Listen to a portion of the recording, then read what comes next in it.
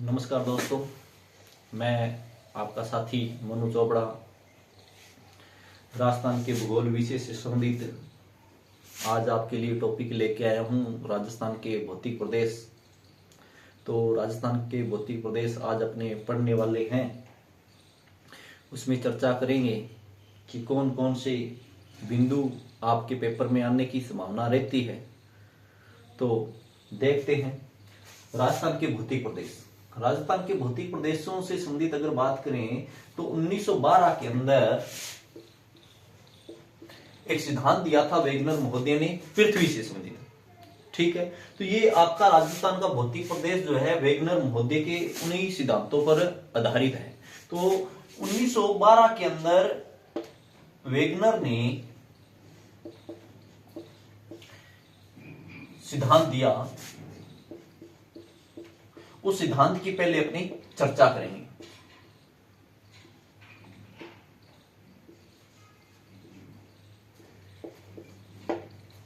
कि कौन सा सिद्धांत दिया, देखते हैं कि उन्होंने कहा कि पृथ्वी आपके दो भागों में बंटी हुई थी।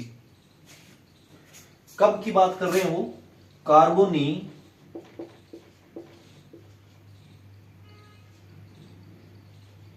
फेर्स युग। उन्होंने कहा ये कार्बोनिफेरस युग जो था, इस युग के अंदर पृथ्वी दो भागों में बंटी हुई थी। कौन से दो भाग थे? एक स्थलीय भाग और एक जलीय भाग। ये जलीय भाग था, ये स्थलीय भाग था। ये कौन सा भाग था? जलीय भाग। और जलीय भाग को उन्होंने नाम दिया पैंथालासा।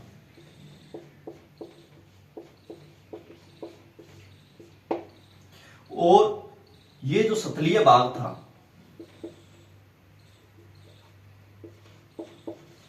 इस स्थलीय भाग को उन्होंने नाम दिया पेंजिया। उन्होंने कहा कि ये जो आपका स्थलीय भाग है और जो ये आपका जलीय भाग है, ये आपके दो भागों में बंटा हुआ था। जलीय भाग पैंथालासा था और स्थलीय भाग आपका पेंजिया था। फिर कहते हैं कि अपने जो पृथ्वी के अंदर जो भूगर्भिक घटनाएं हुई, यानी कि अपने पृथ्वी कहते हैं इस प्रकार से प्लेटों से एक दूसरे से जुड़ी हुई है। और जो चंद्रमा का गुरुत्वाकर्षण बल लगता है, उस गुरुत्वाकर्षण बल की वजह से क्या है, पृथ्वी क्या है कि अपनी ये प्लेटें चलती है। चलने की वजह से कहते हैं कि ये आपके दो भागों में बंट गई। इस प्रकार से बंट गई कि ये आपकी पृथ्वी दो भागों में बंट गई। यानी कि ये जो स्थलीय भाग है ये दो भागों में बंट गया। एक ये बन गया, एक इधर बन गया, यानी दो भागों में ये टूट गया। तो इधर वाला जो स्थलीय भाग था, ये वाला स्थलीय भाग कहलाया आपका अंगारा लैंड।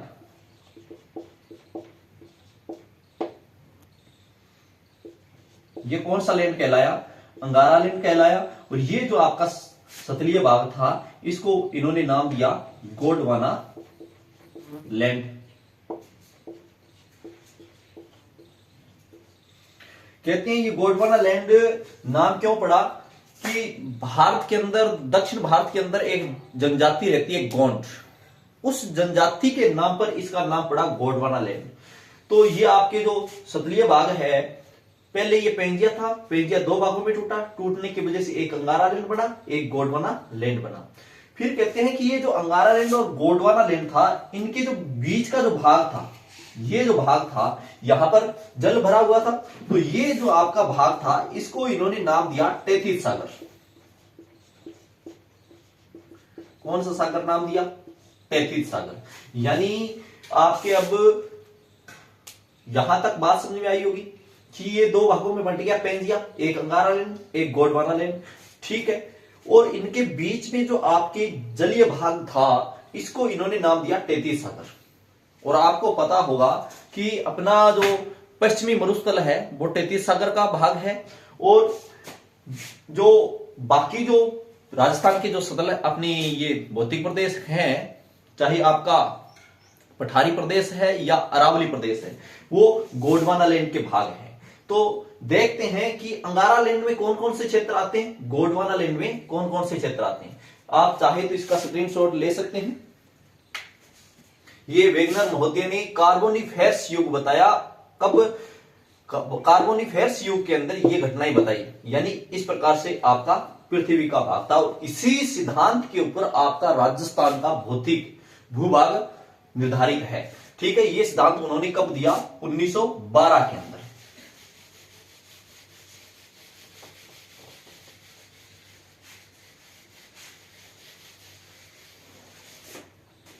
अगर बात करें तो एक था आपका अंगारा लैंड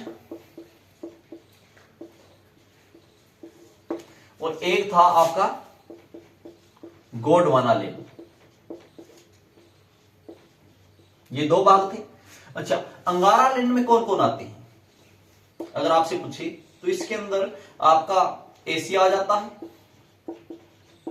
इसके अंदर आपका यूरोप आ जाता है और इसके अंदर आपका उत्तरी अमेरिका आ जाता है। यानी उत्तरी अमेरिका, यूरोप और एशिया।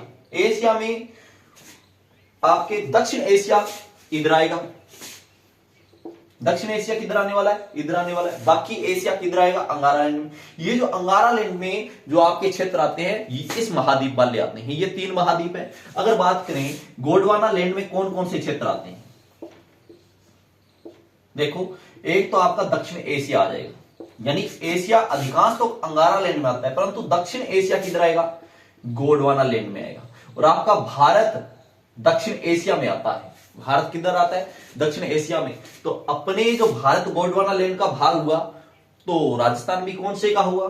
अपनी गोंडवाना लैंड का। इसके अलावा आपके आते हैं कौन सा? अफ्रीका, अफ्रीका इधर आएगा। ठीक है जी, दक्षिणी अमेरिका इधर आएगा, ऑस्ट्रेलिया इधर आएगा,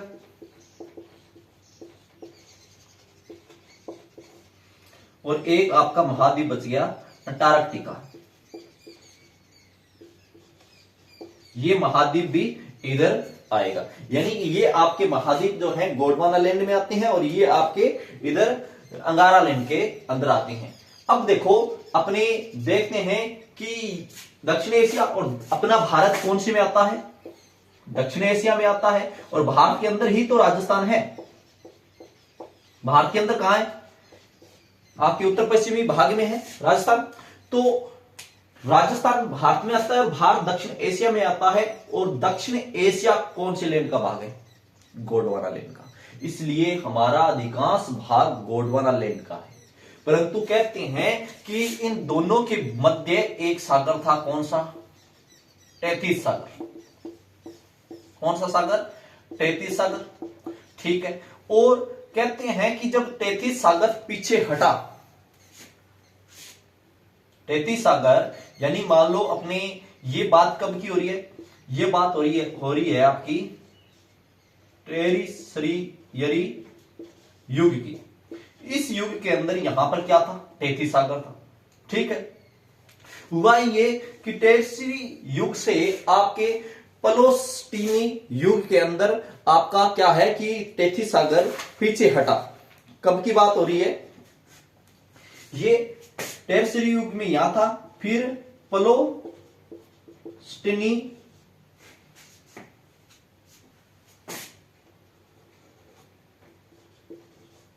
सीन युग। इस युग के अंदर क्या हुआ? तैतीस सागर पीछे हट गया। ये नाम थोड़ी सी देख लेना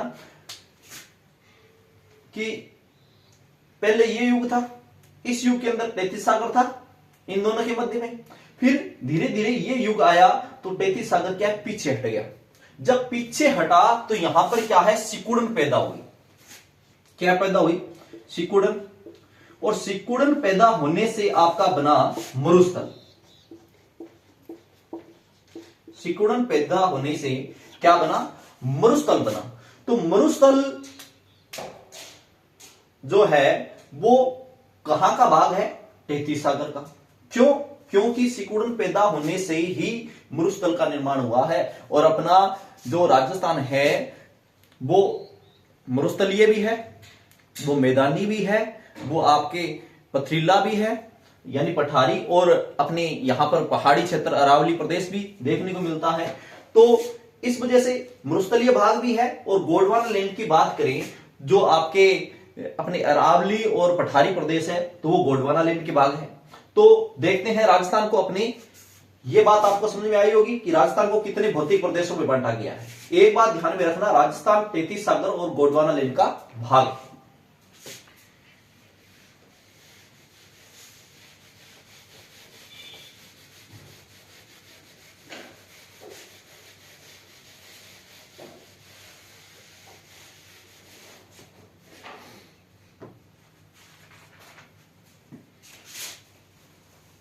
राजस्थान के भौतिक प्रदेशों को अपने 4 भागों में बांटा गया है। कितने भागों में? 4 भागों में बांटा गया। और अपने इन्हीं 4 भागों पर चर्चा करने वाले, वो 4 भाग कौन कौन से हैं, उन 4 भागों के नाम देख लेते हैं हम। चलो देखते हैं। पहला भाग अपने मान लेते हैं कौन सा आ गया? पश्चिमी मरुस्थल आ गया।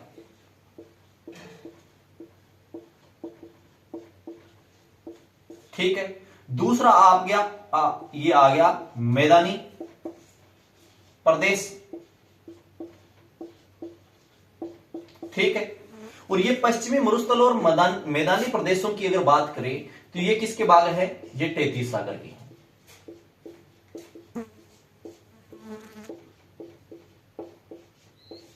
ठीक है। 3 नंबर पे आपका आ गया अरावली प्रदेश।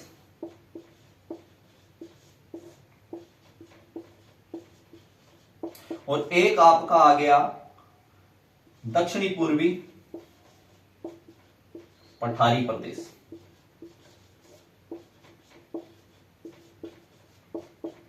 ये दोनों ही किसके भाग हैं? ये गोंडवाना लैंड के भाग हैं। मतलब हमें अंगारा लैंड से कोई लेना देना नहीं, क्योंकि हमें तो 33 सागर और गोंडवाना लैंड से मतलब है, क्योंकि अपने तो उसके भाग है ना। ठीक है। अब देखो, पश्चिमी मरुस्थल 33 सागर का भाग, मैदानी प्रदेश 33 सागर का भाग, अरावली प्रदेश गोंडवाना लैंड का, और दक्षिणी पूर्वी पठारी प्रदेश किसका? गोंडवाना लैंड का। और ये अगर आपसे पूछे तो किस सिद्धांत पर आधारित है? वेगनर सिद्धांत पर। कौन सी सिद्धांत पर आधारित है? वेगनर सिद्धांत पर आधारित है। और बात करें ये सिद्धांत कब आया? 1912 में आया। ये तो अपने वेगनर सिद्धांत का महोदय था, अपने सिद्धांत था। वेगनर महोदय जो थे उनका सिद्धांत था, उन्होंने ये सिद्धांत दिया। इसके अलावा अगर अपने राजस्थान के भौतिक प्रदेशों की बात करें कि राजस्थान के भौतिक प्रदेशों को अन्य कितने भागों में बांटा जाता है और किस किस ने किस प्रकार से बांटा है, ठीक है, तो देखते हैं। राजस्थान को स्थानीय भाषा के आधार पर 3 भागों में बांटा गया। कितने भागों में बांटा गया? 3 भागों में। शब्दावली के आधार पर या भाषा के आधार पर। शब्दावली के आधार पर एक आपका है मरु, एक है मेरु और एक है माल। ठीक है। मरु का अर्थ है मरुस्थल।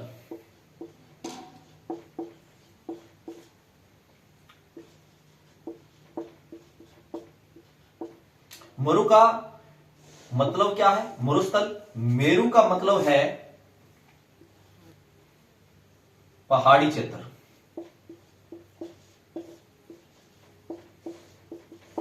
मेरु का मतलब क्या है? पहाड़ी क्षेत्र। और माल का मतलब है पठारी क्षेत्र।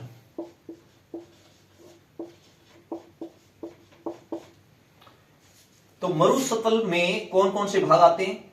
एक तो मरुस्थली आ गया और एक आपका आ गया मैदानी प्रदेश। ठीक है, मैदान आ गया। पहाड़ी क्षेत्र में आपका कौन सा आ गया? अरावली। ठीक है। और पठारी क्षेत्र में आपका आ गया दक्षिणी पूर्वी पठारी प्रदेश।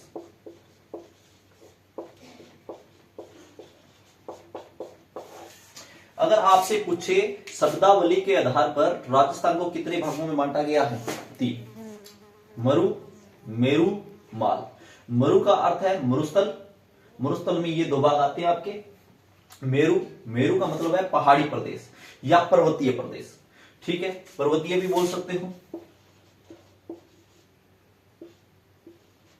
ठीक है, तो पर्वतीय प्रदेश, इसमें अरावली आ गई। माल, माल का मतलब पठारी प्रदेश, पठारी प्रदेश में दक्षिणी पूर्वी पठारी प्रदेश आ गई। ये तो अपनी शब्दावली के आधार पर। इसके अलावा अपने कुछ अन्य विद्वान जिन्होंने राजस्थान का अध्ययन किया, और राजस्थान का अध्ययन करके राजस्थान को अलग अलग भौतिक प्रदेशों में बांटा, तो उनकी बात करें तो सबसे पहले अपने हुए हैं प्रोफेसर वीसी मिश्रा। ठीक है, इन्होंने पुस्तक लिखी, कौन सी? राजस्थान का अध्ययन, राजस्थान का भूगोल। ठीक है, कब की बात है? 1966-68 की। यानी प्रोफेसर वीसी मिश्रा ने पुस्तक लिखी राजस्थान का भूगोल, कब की बात है? 1966-68 की बात है। इन्होंने राजस्थान को आपके 7 भागों में बांटने की कोशिश की। कितने भागों में बांटा? 7 भागों में।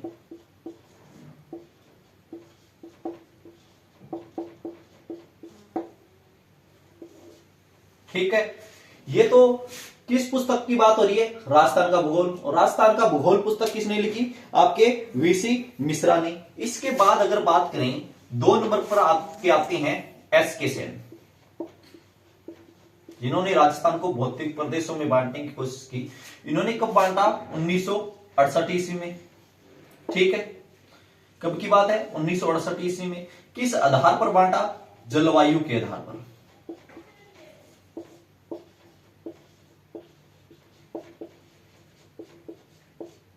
इन्होंने राजस्थान को जलवायु के आधार पर बांटा। तो जलवायु के आधार पर राजस्थान को कितने भागों में बांटा इन्होंने? 3 भागों में।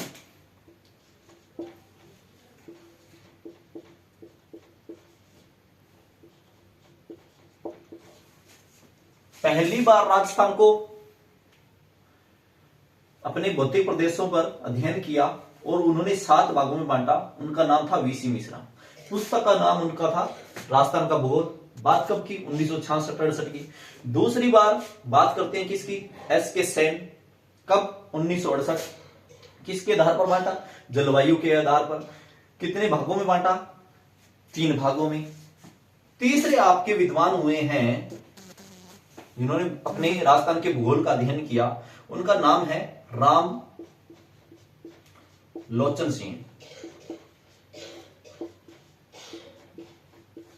और राम लोचन सिंह ने राजस्थान को 1971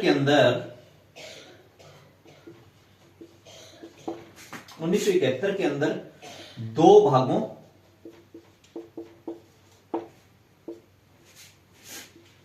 चार उपभागों व 12 लघु प्रदेशों में बांटने की कोशिश की।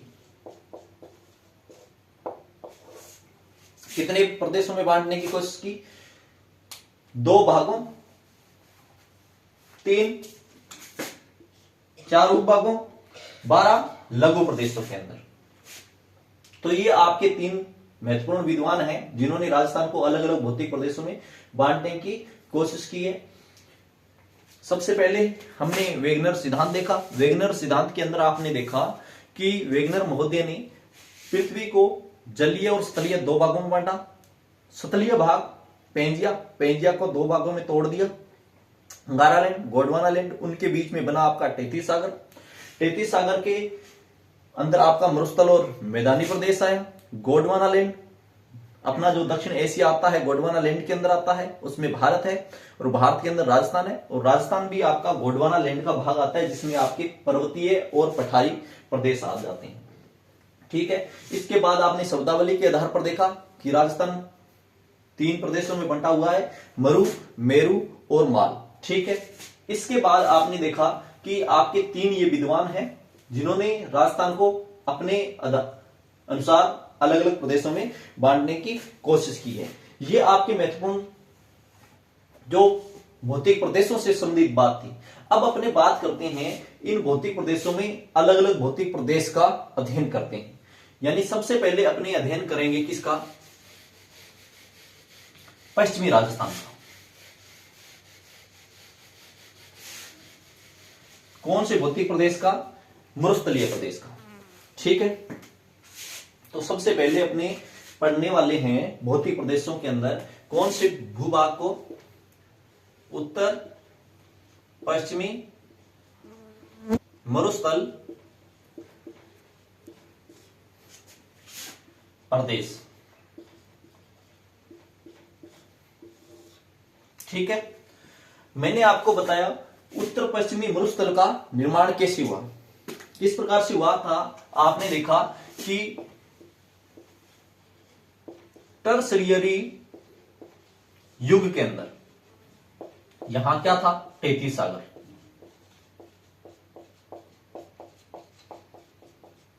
और यह टेथी सागर पीछे हटा। ठीक है, कब की बात थी,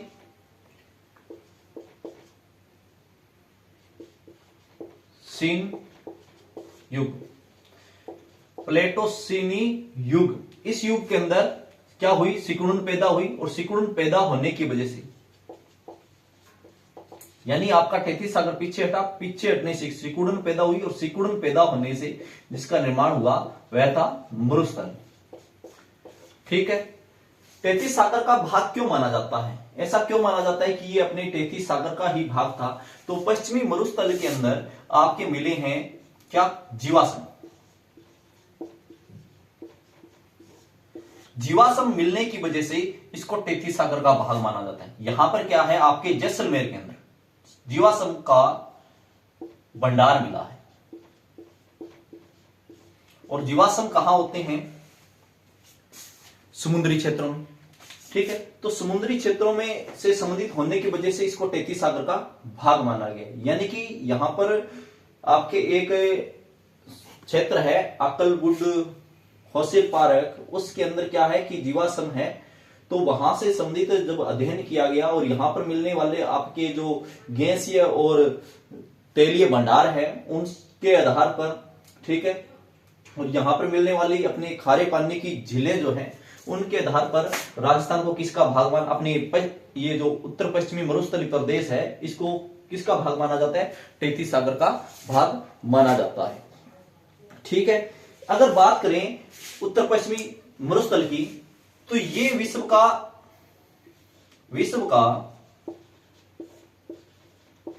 एकमात्र जीवंत मरुस्थल है।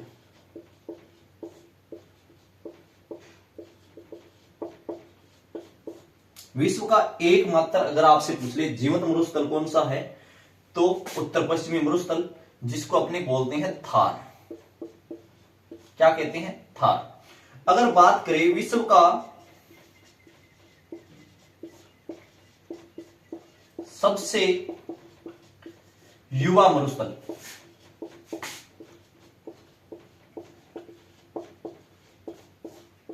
तो यही हो जाएगा। विश्व में सर्वाधिक जैव विविधता मिलती है,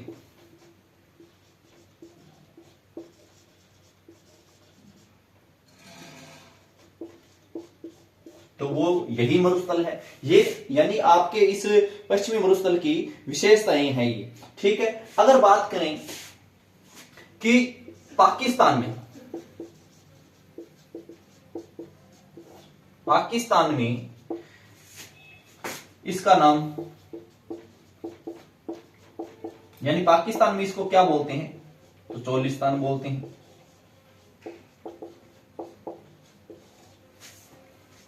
देखो, उत्तर पश्चिमी मरुस्थल प्रदेश किसका भाग, टेथी सागर का भाग है। ठीक है, जीवाश्म का भंडार मिलने की वजह से ऐसा कुछ कहा जाता है। ठीक है, कहते हैं विश्व का एकमात्र जीवंत मरुस्थल है ये, विश्व का सबसे युवा मरुस्थल यही है, सर्वाधिक जैव विविधता। विश्व में जितने मरुस्थल हुए हैं और सर्वाधिक आपकी जैव विविधता कहीं मिलती है तो वो कहां देखने को मिलती है, इसी मरुस्थल में देखने को मिलती है। ठीक है, पाकिस्तान में इसका नाम है चोलिस्तान।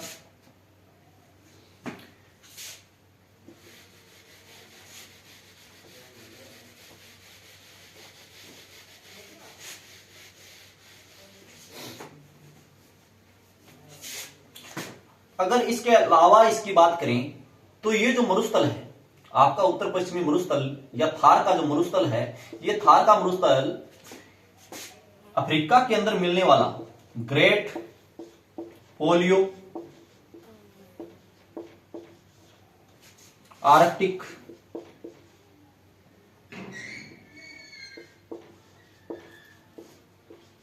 अफ्रीका मरुस्थल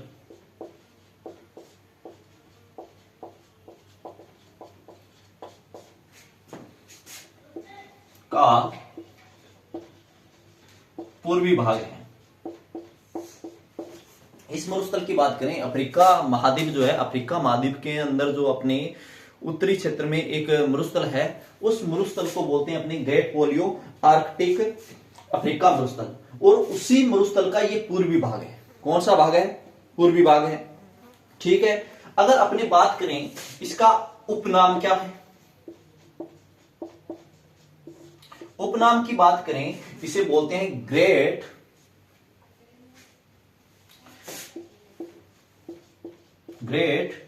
इंडियन डेजर्ट।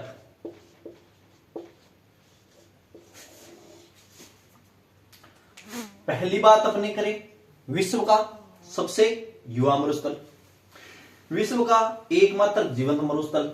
ठीक है। सर्वाधिक जैव विविधता इसी मरुस्थल में। ठीक है। अगर बात करें ये अफ्रीका का जो मरुस्थल है ग्रेट पोलियो आर्कटिक, उसका पूर्वी भाग है। इसका उपनाम ग्रेट इंडियन डेजर्ट है। यानी ये तो इसकी क्या है, विश्व स्तर पर विशेषताएं हैं। ठीक है। अगर बात करें अब राजस्थान के अंदर इसकी बात करें, राजस्थान के कितने क्षेत्र में फैला हुआ है, यहां पर अपने जो ये मरुस्थल है बालू का स्तूप मिलते हैं यहां पर अनेक प्रकार के, उन पर अपनी चर्चा करें। ठीक है। इसके अलावा यहां पर अपनी जो जनसंख्या है उन पर अगर चर्चा करें तो देखते हैं, अगर बात करें राजस्थान आपका जो फैला हुआ है, राजस्थान का जो क्षेत्रफल है वो है, राजस्थान का क्षेत्रफल 3,42,239 वर्ग किलोमीटर। इस क्षेत्र में से ये लेके बैठा है कितना, अकेला 1,75,000 वर्ग किलोमीटर। पूरे राजस्थान में ये कितने क्षेत्र में फैला हुआ है, 1,75,000 वर्ग किलोमीटर के अंदर। अगर बात करें संपूर्ण राजस्थान को 100% माने तो उसमें 61.11% भूभाग लेके बैठा है। कितने परसेंट क्षेत्रफल है इसके पास, क्षेत्रफल राजस्थान का, राजस्थान का कितना क्षेत्रफल इसके पास है, 61.11%, जो 1,75,000 वर्ग किलोमीटर है। अगर बात करें यहां पर जो जनसंख्या रहती है राजस्थान की, कुल जनसंख्या यहां आपके जो है वो कितनी है, 40%। किसकी, राजस्थान की। ठीक है। राजस्थान की 40% जनसंख्या ये लेके बैठा है, 1,75,000 वर्ग किलोमीटर क्षेत्र में फैला हुआ है। राजस्थान का 61.11%, पहले ये कम था, पहले ये क्षेत्रफल इसका कम था, परंतु धीरे धीरे बढ़ता जा रहा है। क्यों? क्योंकि कहते हैं अपने राजस्थान के अंदर क्या होता है, रेगिस्तान मार्च होता है। ये रेगिस्तान मार्च क्या है, अगर बात करें तो मरुस्थल क्या है कि अपने यहां पर बीच में जो ये इस प्रकार से है, अगर बात करें तो ये आपका इधर फैला हुआ है। ठीक है। यहां पर अरावली प्रदेश है। ठीक है। तो अरावली प्रदेश बीच में क्या है, कटी फटी है। बीच में क्या है, कटी फटी है। कटी फटी होने की वजह से जब हवाएं चलती है, क्या चलती है, हवाएं चलती है, तो ये विस्तार कर रहा है। क्या कर रहा है, विस्तार कर रहा है, मतलब आगे बढ़ रहा है।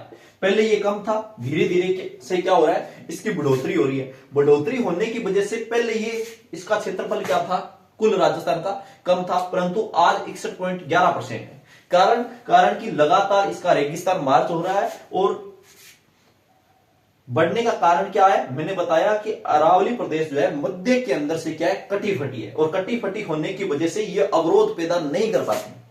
अवरोध पैदा न करने की वजह से क्या है, आपका मरुस्थल दिन प्रतिदिन बढ़ता जा रहा है। अगर बात करें इस मरुस्थल में जो मिट्टी मिलती है, किसकी बात करें? मिट्टी की। तो यहां पर जो मिट्टी मिलती है वो कौन सी मिलती है? रेतीली बलुई मिट्टी।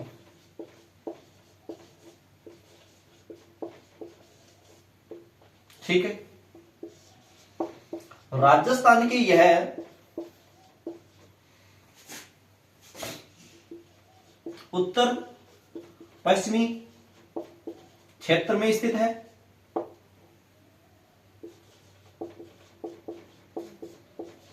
कैसे? ये आपका राजस्थान, ठीक है। राजस्थान की बात करें, ये इधर वाला क्षेत्र, ये आपका क्या है? मरुस्थल है। यहां आपके अरावली आ गई, यहां ये क्षेत्र दक्षिणी पूर्वी पठारी प्रदेश आ गया, और ये क्षेत्र जो है ये मैदान है। तो राजस्थान के अपने बात करें मरुस्थल कहां स्थित है, तो ये आपका उत्तर हुआ, ये कौन सा हुआ? पश्चिमी। तो उत्तर पश्चिमी भाग में ये स्थित है। अच्छा, यहां पर मिलने वाली मिट्टी कौन सी है? रेतीली बलुई मिट्टी है। यहां पर जो राजस्थान के कुल क्षेत्रफल का ये 61.11% लेके बैठा है, और जनसंख्या की बात करें तो ये 40% जनसंख्या। और अगर बात कर लें दुनिया में अन्य मरुस्थलों की, तो जितनी जनसंख्या यानी क्षेत्रफल तो उनके पास ज्यादा होगा, परंतु जनसंख्या थार के मरुस्थल से कम है।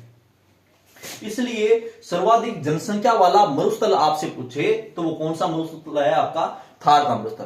थार के मरुस्थल को, या जो आपका उत्तर पश्चिमी मरुस्थल है, इसके उपनाम मैंने आपको बताई, ग्रेट इंडियन डेजर्ट इसको बोलते हैं। अगर बात करें पाकिस्तान में इसको क्या बोलते हैं? चोलिस्तान बोलते हैं। ठीक है। ये ग्रेट पोलियो आर्कटिक अफ्रीका मरुस्थल का पूर्वी भाग है।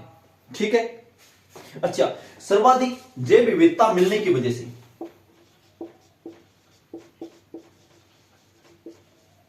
सर्वाधिक जैव विविधता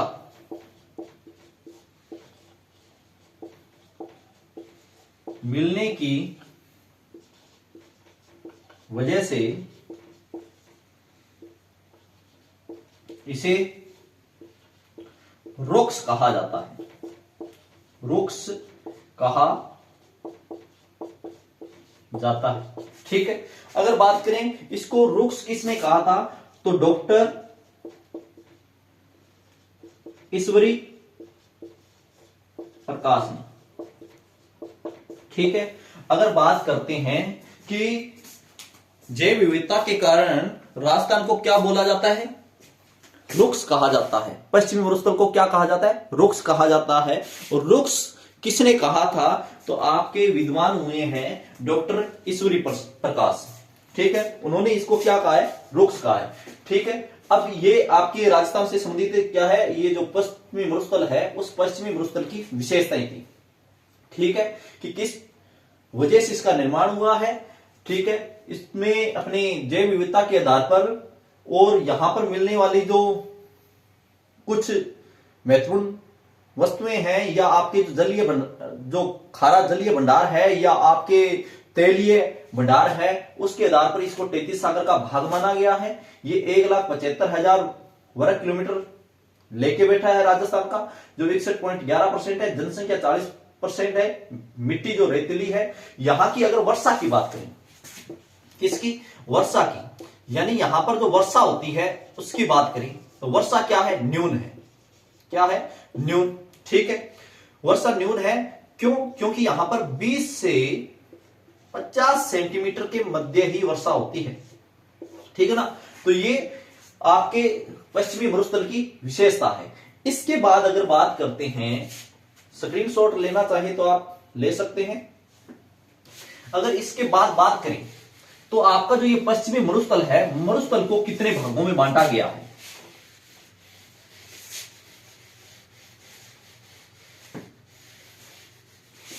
ये जो मरुस्थल है, इस मरुस्थल की बात करते हैं कि ये कितने भागों में बांटा गया है। ठीक है, तो ये जो मरुस्थल है, पहला भाग है शुष्क मरुस्थल,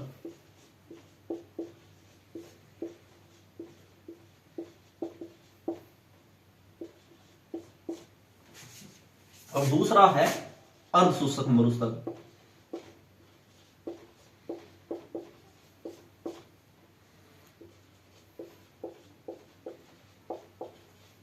ठीक है, अगर बात करें शुष्क मरुस्थल की, तो शुष्क मरुस्थल को आगे दो भागों में फिर बांटा गया है। ठीक है, दो भाग कौन कौन से हैं? एक है वालुका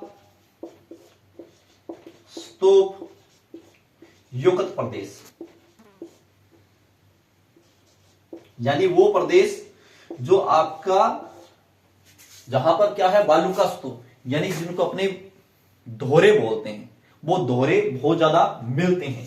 और एक प्रदेश है आपका कौन सा, वालुका मुक्त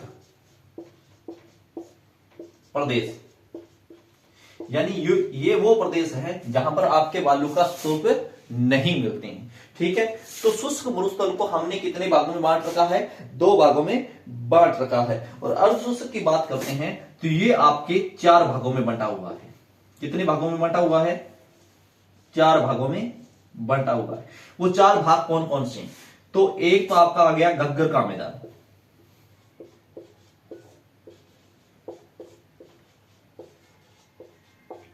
ठीक है। दूसरा आपका आ गया लूनी नदी प्रदेश। तीसरे की अगर बात करें तो वो आ गया आपका शेखावाटी क्षेत्र, ठीक है। एक आ गया आपका नागौर उच्च भूमि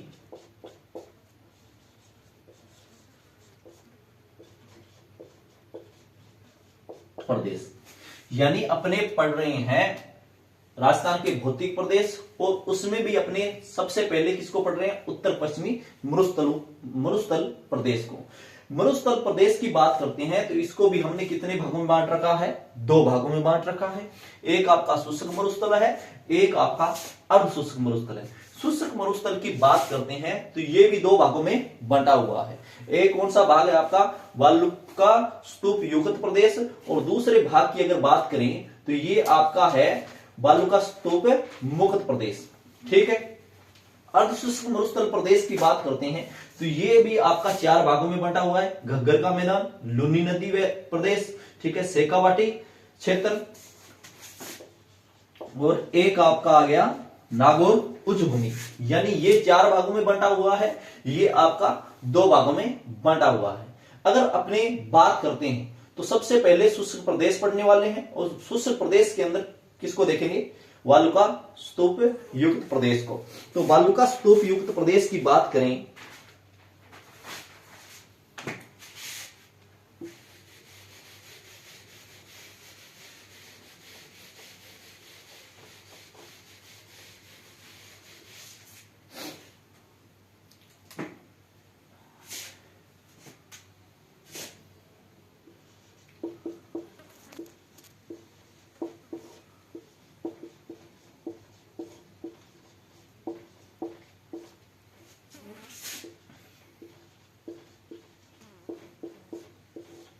ये किसका भाग है? ये है आपका शुष्क मरुस्थल का।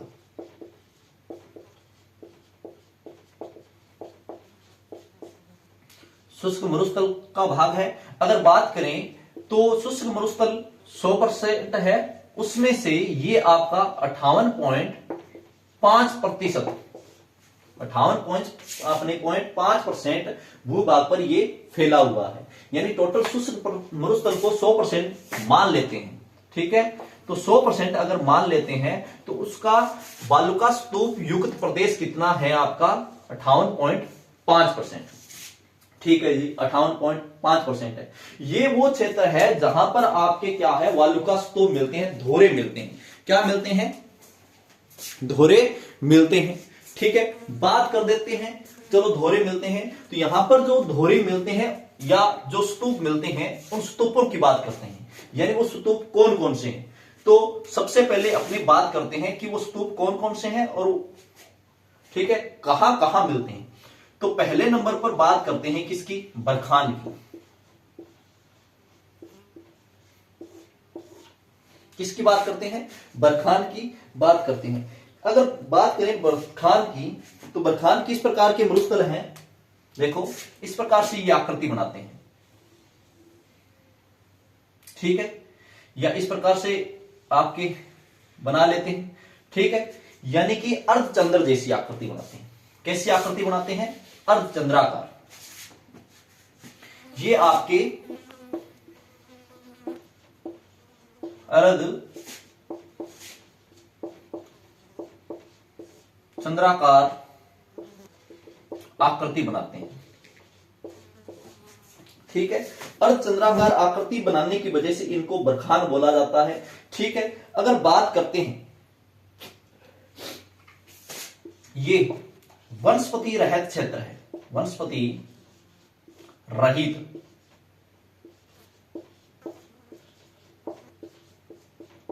यानी यहां पर वनस्पति बहुत ही कम देखने को मिलती है। वनस्पति रहित क्षेत्र का मतलब यह हुआ कि यहां पर वनस्पति नहीं मिलती है या बहुत कम मिलती है। अगर बात करते हैं तो ये अर्धचंद्राकार आकृति बनाते हैं। ठीक है, अगर बात कर लेते हैं ये कहां पर मिलते हैं राजस्थान में, तो ये आपके शेखावाटी क्षेत्र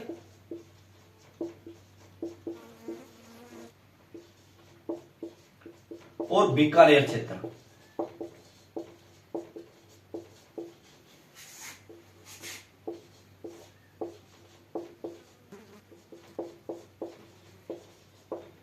सर्वाधिक मिलते हैं। वैसे तो ये लगभग कहीं ना कहीं क्या है कि थोड़े बहुत तो पूरे पश्चिमी मरुस्थल में मिल जाएंगे, परंतु सर्वाधिक आपके शेखावाटी और बीकानेर क्षेत्र में मिलते हैं। अगर बात करें इनकी कि ये शेखावाटी क्षेत्र के अंदर आपका एक गांव आता है भालेरी गांव। ठीक है, और भालेरी गांव कौन से जिले में है, चूरू। और चूरू ये जो भालेरी गांव है यहां के क्या है, बरखान विश्व प्रसिद्ध है।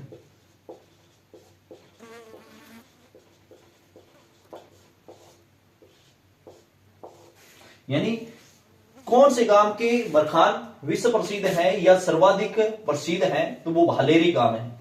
अगर बात करें तो सर्वाधिक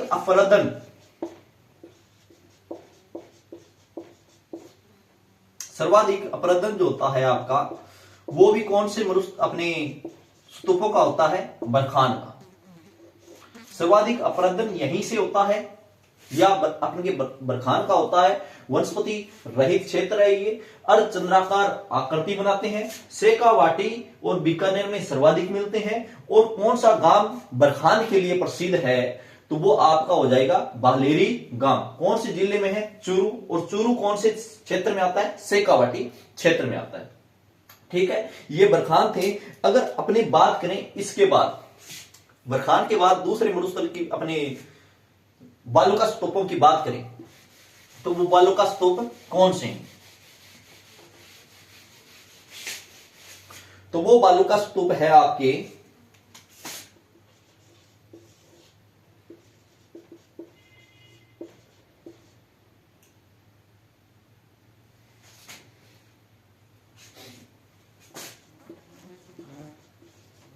अनुधेर्य बालुका स्तूप। कौन से हैं, अनुधेर्य बालुका स्तूप है। अगर इनकी बात करते हैं कि ये बालुका स्तूप किस प्रकार के हैं, तो देखो ये इस प्रकार से बनते हैं आपके। यहां पर क्या है, मान लो स्तूप है। ठीक है, इधर से क्या चली, हवाएं चली। ठीक है, हवा चलने की वजह से क्या है, इनका अपरदन हुआ। अपरदन होने की वजह से यहां पर क्या है, छोटे छोटे बालू का स्तूप बन जाते हैं इस प्रकार से। ठीक है। ये जो बालू का स्तूप बनी है, यही कौन से बालू का स्तूप है? अनुधेय बालू का स्तूप है। यानी आप देखना चाहे तो ये बालू का स्तूपों का निर्माण किस प्रकार से हुआ है। इस प्रकार की ये आपके राजस्थान में धोरे हैं। जब हवाएं चलती है, हवाएं चलने की वजह से अपरदन होता है। मिट्टी का क्या होता है? अपरदन। और अपरदन होने की वजह से कुछ दूरी पे आगे क्या बन जाते हैं? छोटे छोटे धोरे बन जाते हैं। ठीक है, इन्हीं को अपने क्या बोला जाता है? अनुधेय बालू का स्तूप बोलते हैं। अच्छा, अगर बात करें इनके बनने की, तो देखो ये क्या है? हवाएं कैसी चल रही है? सीधी चल रही है, और आगे जाकर जस्ट आगे सीधे बने हैं, तो ये हवाओं के समांतर बनते हैं।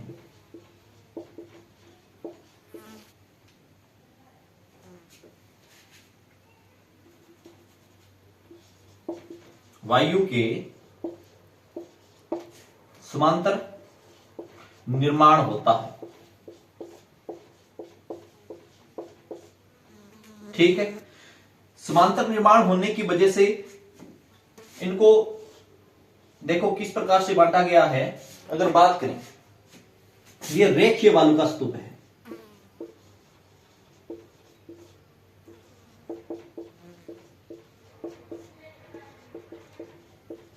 ठीक है, रेखीय क्यों है? देखो यहां से हवाएं चली, हवाओं के समांतर ये बन रहे हैं। ठीक है, सीधे। बताओ, एक रेखा के हिसाब से नहीं बन रहे क्या? लंबे। तो रेखा के हिसाब से बनने की वजह से इनको क्या बोला गया है? आपके अनुधेय बालू का स्तूप बोला गया है। ठीक है, और क्या बोला जाता है? पवनावर्ती, पवनानुवर्ती बोला जाता है। कैसे? पवन के अनुसार बनने वाले, यानी हवाएं अपने साथ जब मिट्टी को आगे लेके जाती है तो पवन के अनुसार क्या बनते हैं? बालू का स्तूप बनते हैं। इसलिए इनको पवना अनुवर्ती बालू का स्तूप भी बोलते हैं। और क्या बोलते हैं इसको? सीप मरुस्थल के, अपने सीप बालू का स्तूप के नाम से भी जाना जाता है। यानी इनकी आकृति कैसी है? सीप जैसी है। देखो, अगर बात करें कि ये जो आपके बालू का स्तूप है, कौन सा? अनुधेय बालू का स्तूप। वायु के समांतर इनका निर्माण होता है। ठीक है, इनको अनुधेय बालू का स्तूपों को अन्य नामों से रेखीय बालू का स्तूप, सीप जैसी आकृति बनाने वाला, पवना अनुवर्ती। ठीक है, यानी पवन के अनुसार, रेखीय पवन के अनुसार ही हो रहा है। ठीक है, तो ये आपके कौन सा बालू का स्तूप है? अनुधेय बालू का स्तूप है। अगर बात करें इसके बाद कौन से बालू का स्तूप की? अनुप्रस्थ। स्क्रीनशॉट लेना चाहे तो आप लेते रहे। ठीक है, स्क्रीनशॉट लेने से अच्छा है कि आप एक कॉपी लेके बैठे, एक पेन लेके बैठे। ठीक है, और जो भी आपको टॉपिक बताया जाता है उसको साथ साथ में लिखते चले। ठीक है, कि सिर्फ वीडियो देखने से कुछ नहीं होता, इनको लिखने के साथ साथ दोबारा अध्ययन करना पड़ता है, अभ्यास करना पड़ता है। अभ्यास करने के बाद क्या होता है? याद होता है। ठीक है, एक बार वीडियो देखने से हो सकता है आपको समझ में तो आ जाएगा। ठीक है, परंतु क्या है कि दोबारा अगर रिवीजन ना हो तो याद नहीं रहता। ठीक है, तो हमें क्या है? साथ में इनको लिखना भी है। अगर लिखते चलेंगे, जिस प्रकार से आकृतियां बनाई जा रही है वो आकृतियां बनाते चलेंगे तो हमें ज्यादा बेहतर समझ में आएगा। ठीक है, और रिवीजन करना हो तो दोबारा वीडियो देखने की जरूरत नहीं पड़ती। ठीक है, तो आपको पढ़ने में आसानी होगी। पहला हमने बरखान पढ़ा, अब अपने अनुधेय पढ़ लिया। इसके बाद बात करते हैं कि इनकी अनुप्रस्थ बालू का स्तूपों की।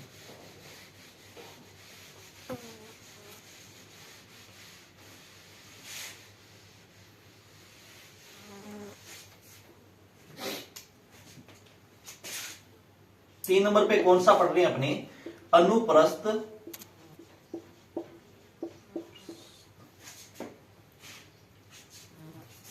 बालू का स्तूप।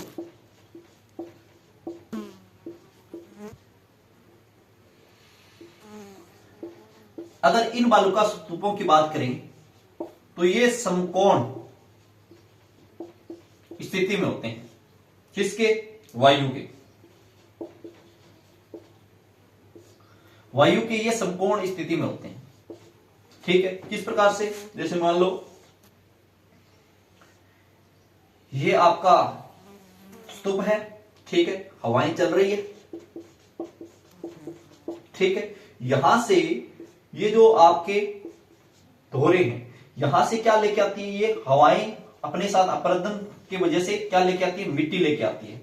और मिट्टी लेके आने की वजह से यहां पर क्या है, मिट्टी, जो आपके मिट्टी के कण है रेतीली मिट्टी के, वो यहां पे आके इकट्ठे हो जाते हैं, यानी हवा के एकदम आके जाके अवरोध सा पैदा कर देती हैं, यानी कि आगे, ठीक है। तो ये एक प्रकार से समकोण जैसी आकृति बनाते हैं। समकोण जैसी आकृति बनाने की वजह से, ठीक है, इसे समकोण बालू का स्तूप भी बोला जाता है। ये अनुप्रस्थ जो बालू का स्तूप है, अगर बात करें ये कहां मिलते हैं, ठीक है, तो बात करें कहां मिलते हैं, ये मिलते हैं चूरू में, ये मिलते हैं झुंझुनू में,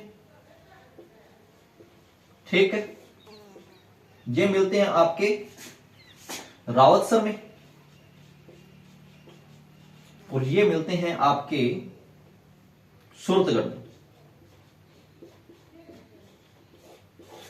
कौन से बालू का स्तूप की बात हो रही है, अनुप्रस्थ बालू का स्तूप। अनुप्रस्थ बालू का स्तूपों का अगर एरिया देखें तो रावतसर, सूरतगढ़, चूरू, झुंझुनू, ठीक है, कैसी आकृति बनाते हैं, वायु के समकोण। कैसी आकृति है इनकी, वायु के समकोण है। इसके बाद अगर अपने बात करें तो वो आते हैं कौन से बालू का स्तूप, तारा बालू का स्तूप। कौन से बालू का स्तूप है, तारा बालू का स्तूप, ठीक है। 4 नंबर पे तारा बालू का स्तूप, ठीक है। अगर बात करें तारा बालू का स्तूपों की, हवा के अनियमित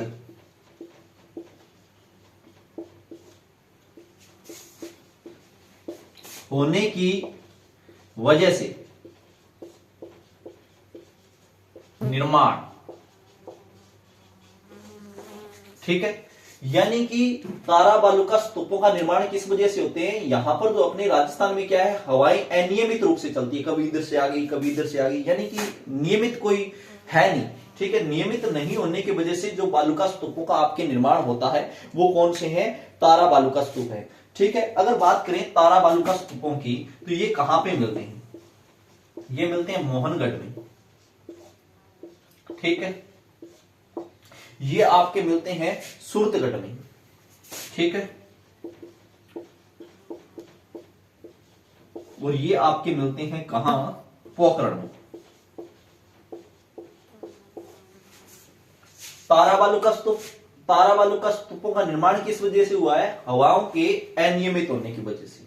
कहां मिलते हैं, मोहनगढ़, सूरतगढ़ और आपका पोखरण, ये प्रसिद्ध है बालू का स्तूपों के लिए। सूरतगढ़ आपके अनुप्रस्थ बालू का स्तूपों के लिए प्रसिद्ध है, ठीक है। मोहनगढ़, सूरतगढ़ और पोखरण में आपके कौन से बालू का स्तूप मिलते हैं, तारा बालू का स्तूप, यानी आकृति इनकी ताराओं जैसी होगी, ठीक है। और ये हवाओं जैसी, यानी हवाएं जब अपने अनियमित होते हैं तो अनियमित होने की वजह से इनका निर्माण होता है, किनका, आपके तारा बालू का स्तूपों, ठीक है। अगर बात करें इसके बाद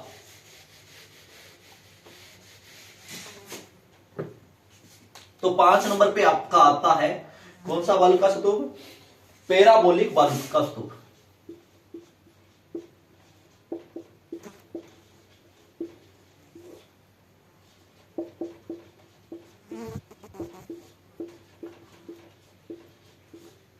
ठीक है, पैराबोलिक बालू का स्तूप। इन बालू का स्तूपों की बात करें तो ये महिलाओं के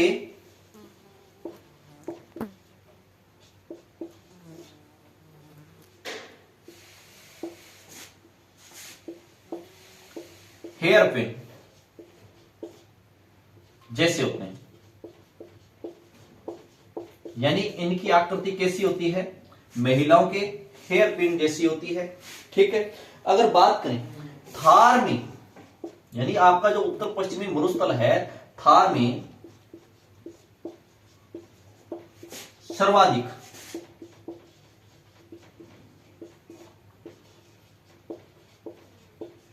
मिलने वाले बालू का स्तूप है, ठीक है। अगर आपसे पूछे थार में मिलने वाले सर्वाधिक बालुका स्तूप कौन से हैं, तो पैराबोलिक बालुका स्तूप है। अगर बात करें कि इनकी आकृति कैसी होती है, महिलाओं के हेयर पिन जैसी होती है, ठीक है। इसके अलावा अपने बालुका स्तूपों से अन्य महत्वपूर्ण बिंदुओं पर चर्चा करेंगे। अपने 5 या इसके अलावा भी कई प्रकार के बालुका स्तूप मिलते हैं, प्रमुख रूप से आपके ये 5 हैं।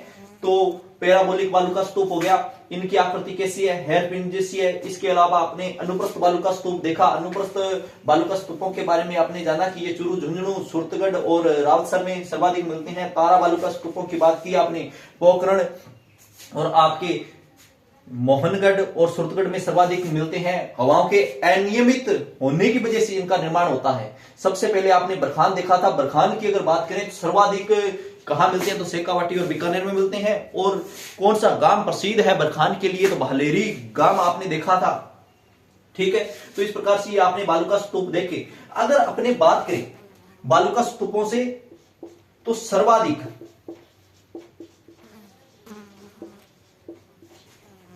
बालुका स्तूप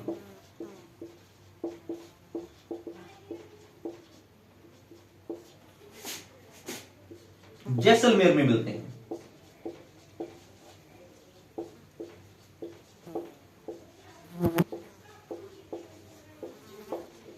ठीक है। इसके अलावा बात करें सभी प्रकार के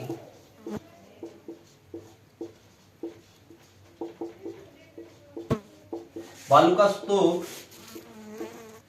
कहां मिलते हैं, जोधपुर में मिलते हैं,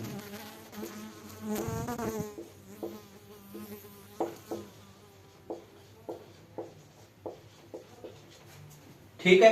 यानी कि सर्वाधिक बालुका स्तूप आपको देखना चाहो तो अपने पर्यटन भी जहां सर्वाधिक आते हैं, कौन सा क्षेत्र, जैसलमेर, ठीक है। यहां पर सर्वाधिक बालुका स्तूप मिलते हैं।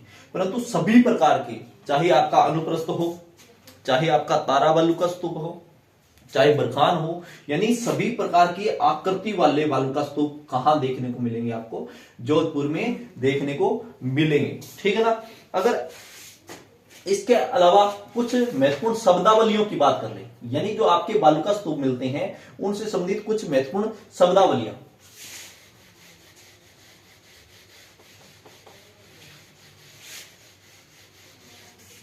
ठीक है।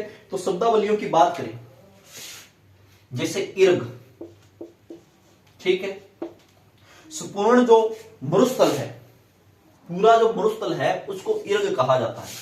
संपूर्ण मरुस्थल,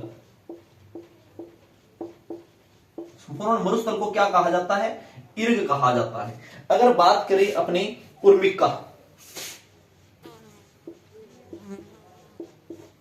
ठीक है।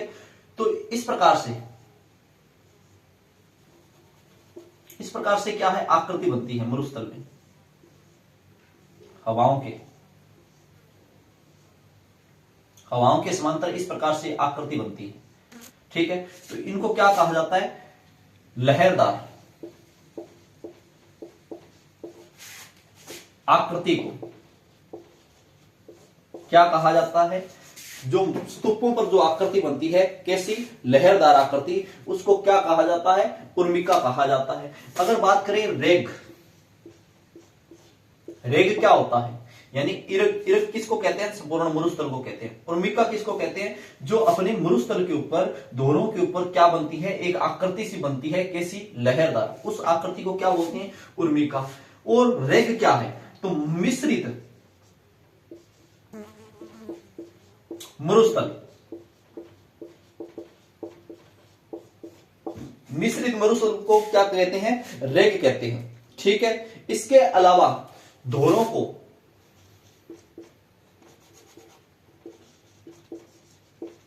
जो आपके धोरे हैं, इनको स्थानीय भाषा में क्या कहा जाता है, धरियन या रेतीली बालुका स्तूप है। बालुका स्तूपों को स्थानीय भाषा में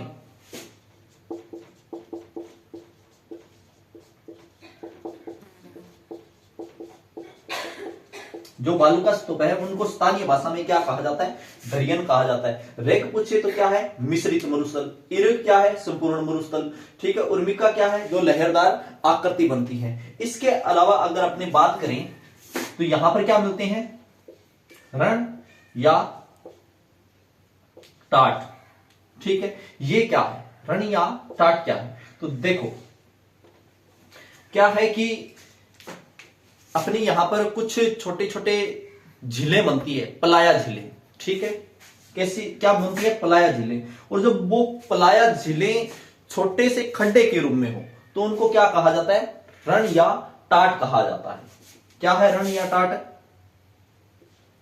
पलाया झीलों की छोटे खड्डों जैसी आकृति।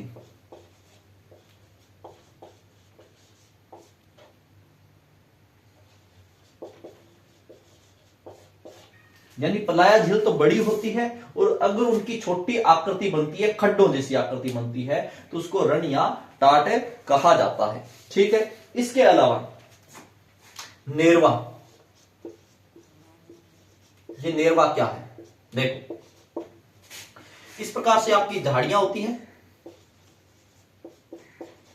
ठीक है। और इन झाड़ियों जब हवाएं चलती है तो क्या है? इधर धोरे बन जाते हैं। क्या बन जाते हैं? धोरे। ठीक है। तो इन धोरों झाड़ियों के पीछे जो धोरे बनते हैं या बालू का स्तूप बनते हैं उनको क्या कहते हैं? अपने नेरवा कहते हैं। तो झाड़ियों के पीछे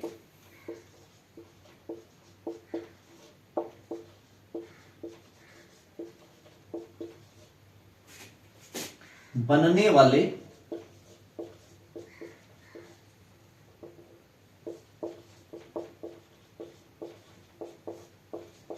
बालू का स्तूप, झाड़ियों के पीछे जो बालू का स्तूप बनते हैं उनको क्या कहा जाता है? नेरवा कहा जाता है।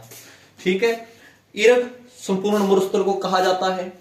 ठीक है। लहरदार जो आकृति बनती है उनको क्या कहा जाता है? आपके उर्मिका कहा जाता है। मिश्रित मरुस्थल को क्या कहते हैं? दरियन कहते हैं। नेरवा क्या है? झाड़ियों के पीछे बनने वाले बालू का स्तूपों को क्या कहा जाता है? नेरवा कहा जाता है। ठीक है। इसके अलावा रण या टाट क्या है? अगर इनकी बात कर लेते हैं तो पलाया झीलों की जो खड्डों जैसी आकृति बनती है, छोटे, यानी पलाया झील तो बड़े होते हैं। ठीक है। और छोटी जो आकृति बनती है उसको क्या कहते हैं? रण या टाट कहा जाता है। ठीक है।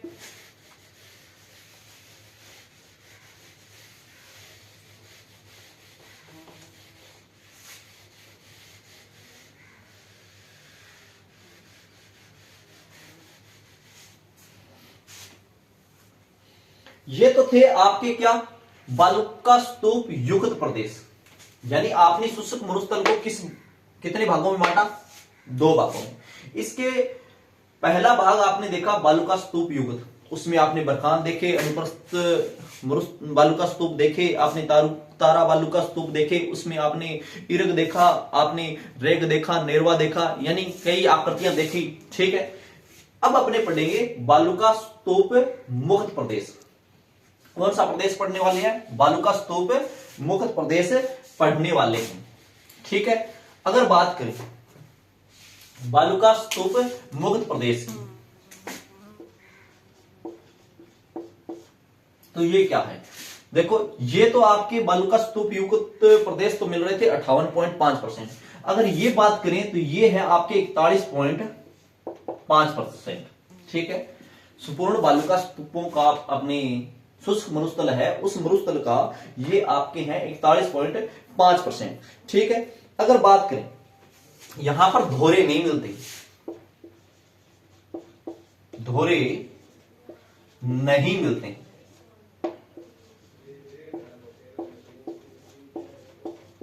मतलब ये बालू का स्तूप मुक्त प्रदेश है। मुक्त मतलब जहां पर वो चीजें ना हो। क्या? बालू का स्तूप नहीं हो तो धोरे नहीं मिलते।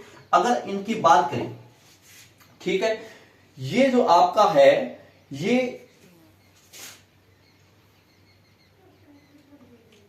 तैतीस सागर से संबंधित आपने जो देखा टर्सरी थी, काल से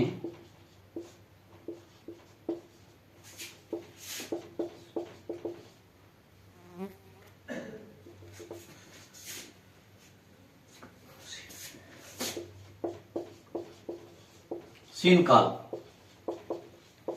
इस काल में इसका क्या हुआ है, काल में निर्माण, ठीक है। टर्शियरी काल से प्लेटोसीन जो काल है, इस काल में इसका निर्माण हुआ है। यहां पर दोहरे नहीं मिलते, तो ये कैसा क्षेत्र है, पथरीला,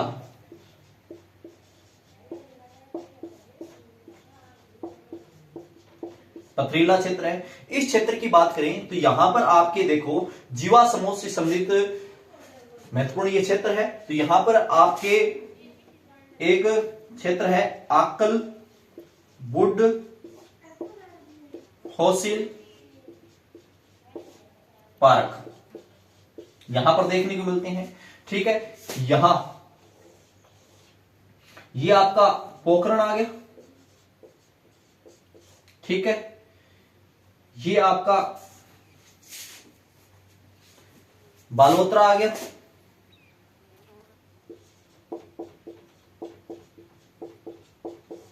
पोखरण इधर आएगा ऊपर, और ये यहां पर लोधी कर देते हैं,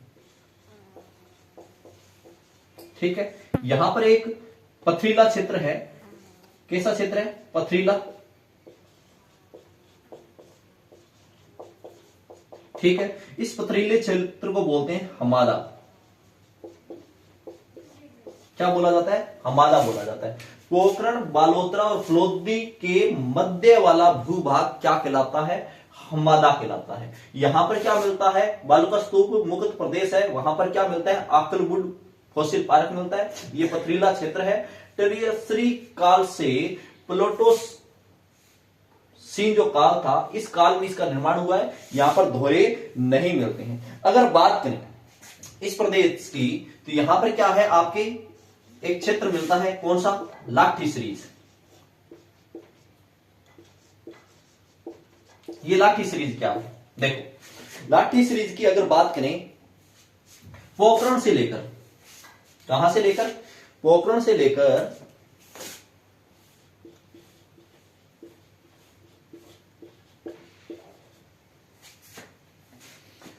मोहनगढ़ तक,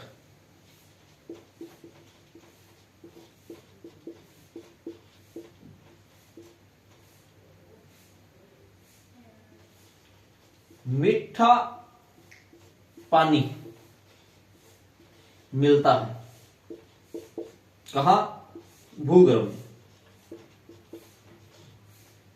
वैसे तो ये क्षेत्र क्या है, 33 सागर का भाग है, और 33 सागर का भाग होने की वजह से यहां धरती से जो, धरती के अंदर से जो पानी निकाला जाए या आपके जो झीलें बनती है वो लगभग खारे पानी की है। परंतु ये जो आपका पोखरण से मोहनगढ़ तक का क्षेत्र है, यहां पर क्या है, मीठे पानी की, अपने धरती से जो पानी निकाला जाता है भूगर्भीय जल, वो मीठा है, कैसा है, मीठा। मीठा होने की वजह से इसे बोलते हैं लाठी सीरीज। और इस लाठी सीरीज के अंदर ही आपके मिलती है, क्या मिलती है, यहां पर सेवण घास। कौन सी घास ज्यादा मिलती है, सेवण घास सर्वाधिक मिलती है, ठीक है। अगर बात करें, यहां पर एक आपके गांव है, कौन सा, चांदन गांव, ठीक है। चांदन गांव है, ये चांदन गांव है, यहां पर क्या है, नलकूप लगे हुए, क्या लगा हुआ है, नलकूप, ठीक है। नलकूप की गहराई, जो ये नलकूप है, यहां गहराई कम होने की वजह से 24 घंटे मीठा पानी निकलता है। कौन से गांव में, चांदन गांव में। इसलिए चांदन गांव को थार का मरुस्थल कहते हैं, थार का घड़ा कहते हैं, सॉरी मरुस्थल नहीं, थार का घड़ा कहते हैं। कौन से गांव को कहते हैं, चांदन गांव को कहते हैं। क्यों कहते हैं, क्योंकि चांदन गांव के अंदर जो नलकूप लगा हुआ है, 24 घंटे वहां पर कौन सा पानी मिलता है, मीठा पानी निकलता है। और मीठा पानी निकलने की वजह से इसे थार का घड़ा बोलते हैं। सेवण घास कहां मिलती है, लाठी सीरीज क्षेत्र में मिलती है। लाठी सीरीज क्षेत्र किसे कहते हैं, पोखरण से मोहनगढ़ तक का जो मीठा पानी वाला भूगर्भीय क्षेत्र है उसे लाठी सीरीज के नाम से बोला जाता है। आकलवुड फॉसिल पार्क यहीं देखने को मिलता है, पथरीला क्षेत्र है ये, ठीक है। अच्छा, टर्शियरी काल से प्लेटोसीन काल में इसका निर्माण हुआ, ठीक है। हमादा यहीं देखने को मिलते हैं, कहां? बालोतरा, पोखरण और फलोदी के मध्य, ठीक है। क्या कौन सा क्षेत्र देखने को मिलता है? हमादा, ठीक है। इसके बाद अगर बात करें तो अपने ये जो क्षेत्र था ये था आपका बालुका स्तूप मुक्त प्रदेश, यानी आपने शुष्क मरुस्थल का अध्ययन कर लिया। शुष्क मरुस्थल में आपने दो क्षेत्र देखे, एक बालुका स्तूप युक्त क्षेत्र और एक आपने देखा बालुका स्तूप मुक्त क्षेत्र। मैं आशा करता हूं आपको ये दोनों ही क्षेत्र जो शुष्क मरुस्थल के दोनों भाग थे आपको समझ में आए होंगे। अगर बात करें बालुका स्तूप मुक्त प्रदेश की तो ये संपूर्ण शुष्क प्रदेश का 41.5% क्षेत्र है, ठीक है। अब अपने बात करते हैं 2 नंबर अपने मरुस्थल की, कौन से? अर्ध शुष्क मरुस्थल प्रदेश। तो कौन से प्रदेश की बात करेंगे? अपने पढ़ रहे हैं उत्तर पश्चिमी मरुस्थल प्रदेश, और उसमें भी कौन सा क्षेत्र पढ़ रहे हैं? शुष्क मरुस्थल पढ़ लिया। अब कौन सा पढ़ेंगे? अर्ध शुष्क मरुस्थल प्रदेश पढ़ेंगे।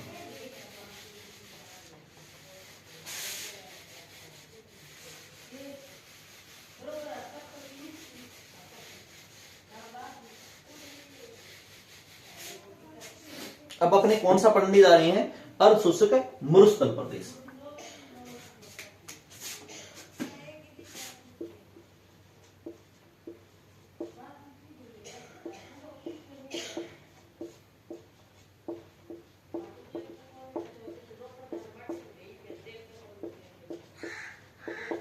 ठीक है, आपने इसको क्या किया? 4 भागों में बांटा। कितने भागों में बांटा इसको? 4 भागों में बांटा है। कौन कौन सा? लोनी प्रदेश, कौन सा प्रदेश? शेखावाटी प्रदेश, कौन सा प्रदेश? घग्गर का मैदान, कौन सा प्रदेश? आपने इसको बांटा नागौर उच्च भूमि। यानी वो 4 प्रदेश अपने देख लेते हैं, वो 4 प्रदेश कौन कौन से हैं। अगर बात करें कौन सा मैदान? घग्गर का मैदान। कौन सा मैदान? लूनी का मैदान। कौन सा मैदान? शेखावाटी। ठीक है, कौन सा मैदान या कौन सा क्षेत्र? नागौर उच्च भूमि। ठीक है, अगर बात करें नागौर उच्च भूमि की या घग्गर मैदान की, तो देखो ये घग्गर का मैदान कहां देखने को मिलता है? ये मिलता है आपका अनूपगढ़, हनुमानगढ़ और गंगानगर में।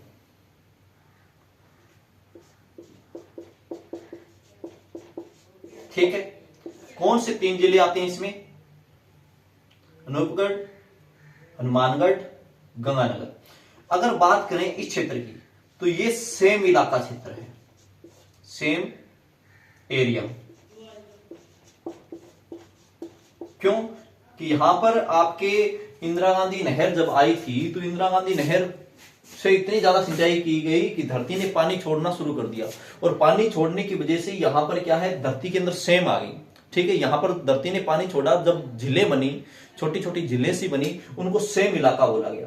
तो सेम एरिया है ये। ठीक है, ये घग्गर का मैदान, अनूपगढ़, हनुमानगढ़ और गंगानगर। कौन सी नदी का क्षेत्र है ये? घग्गर नदी। यहां पर एक प्राचीन काल के अंदर बोलते हैं कि सरस्वती नदी बहती थी, और उसी के पाट पर बहने वाली जो नदी है उसको घग्गर या नाली बोला जाता है। इस घग्गर नदी का जो मैदान है वो ये है।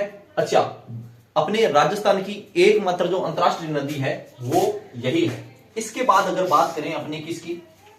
लोनी प्रदेश की। कौन से प्रदेश की बात करते हैं? लोनी प्रदेश की। तो जहां ये लूनी नदी जहां निकलती है वहीं से इसका क्षेत्र शुरू होता है। तो नाग पहाड़ से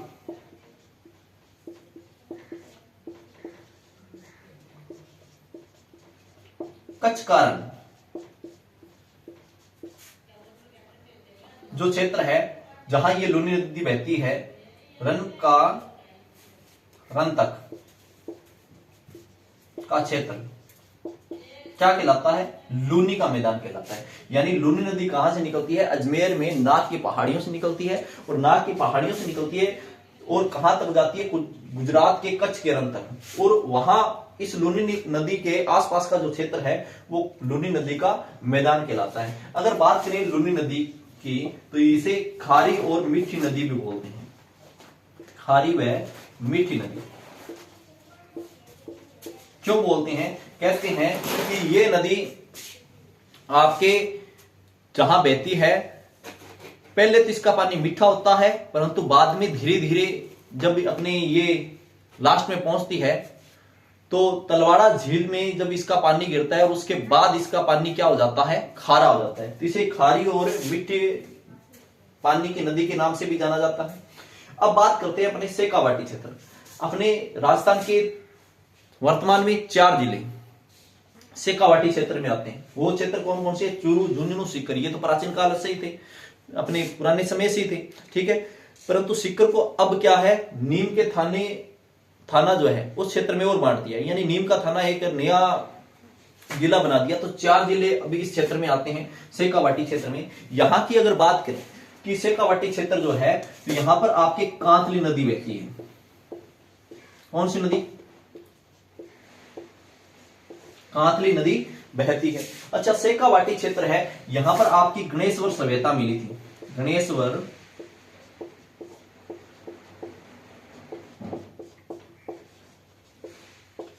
मिली थी, ठीक है। कौन सी नदी के किनारे? कांतली नदी के किनारे मिली थी। कहां? शेखावाटी क्षेत्र के अंदर। अगर बात करें शेखावाटी क्षेत्र की तो यहां पर क्या है, सर्वाधिक मात्रा में खेजड़ी वृक्ष मिलते हैं। सर्वाधिक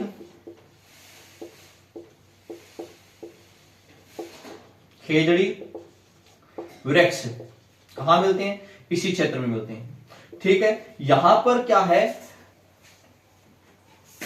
छोटे छोटे अपने पानी के कुएं बनाए गए हैं। मतलब क्या है कि जोहड़ टाइप, जी अपने क्या है कि बांध टाइप कुएं बनाए गए हैं, जिनको जोहड़ बोलते हैं। यहां पर पानी के जो कुएं मिलते हैं, पानी के कुएं, उनको कुओं को जोहड़ कहते हैं।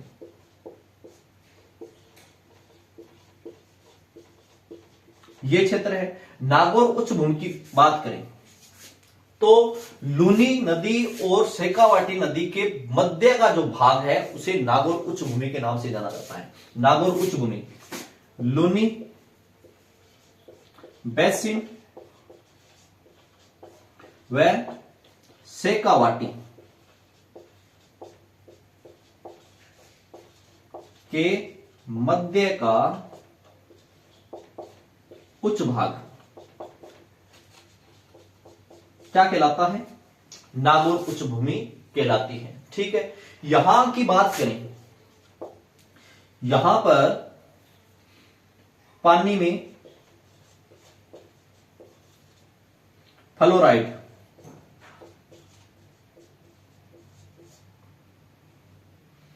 की मात्रा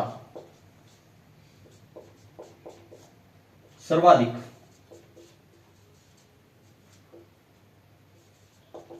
मिलती है।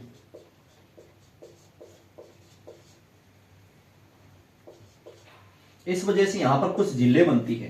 क्या बनती है? खारे पानी की झीलें, यानी फ्लोराइड की मात्रा ज्यादा मिलती है, ठीक है। और यहां पर जो खारे पानी की झीलें मिलती है, खारे पानी की, ठीक है। फ्लोराइड की मात्रा की वजह से खारा पानी है, और यहां पर जो झीलें मिलती है वो कौन सी है? सांबर, उच्चामन, ठीक है। और आपका डीडवाना। यहां पर कुछ खारे पानी की झीलें मिलती हैं। कौन कौन सी? सांबर, कुचावन और डीडवाना, ठीक है ना। अगर बात करें फ्लोराइड की मात्रा मिलने की वजह से, यहां पर जो फ्लोराइड की मात्रा मिलती है, फ्लोराइड की मात्रा मिलने से यहां पर एक रोग मिलता है। क्या मिलता है? रोग। फ्लोरोसिस, फ्लोरोसिस रोग, ठीक है, जिसकी वजह से क्या है, दांत पीले, हड्डी मुड़ जाती है, ठीक है, पेट झुक जाती है,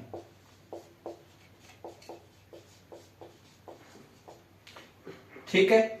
यहां पर फ्लोराइड की मात्रा मिलने से कौन सा रोग ज्यादा देखने को मिलता है, फ्लोरोसिस, ठीक है, जिसकी वजह से दांत क्या हो जाते हैं, पीले, हड्डी मुड़ जाती है, पेट झुक जाती है, इसलिए इस क्षेत्र को कुब्बड़ पट्टी बोलते हैं। क्या बोलते हैं, कुब्बड़ पट्टी, ठीक है। और कुब्बड़ पट्टी वाला गांव कौन सा है आपका, यानी सर्वाधिक कहां का ये कुब्बड़ पट्टी आपकी प्रसिद्ध है, तो वो है आसरवा गांव की,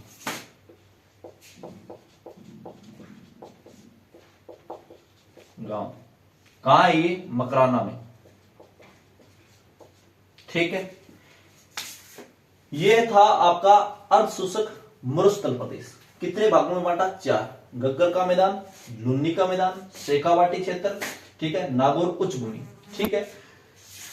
गग्गर का मैदान अनूपगढ़, हनुमानगढ़, गंगानगर, ठीक है। लुन्नी का मैदान नाग के पहाड़ से कच्छ का रन हो गया, ठीक है। शेखावाटी प्रदेश ये हो गया कांतली नदी के आसपास का क्षेत्र, चूरू, झुंझुनू, सीकर और नीम का थाना, ठीक है। अगर बात करें लुन्नी नदी का जो प्रदेश है, इसे गोड़वाड़ क्षेत्र बोलते हैं। कौन सा क्षेत्र, गोड़वाड़ क्षेत्र,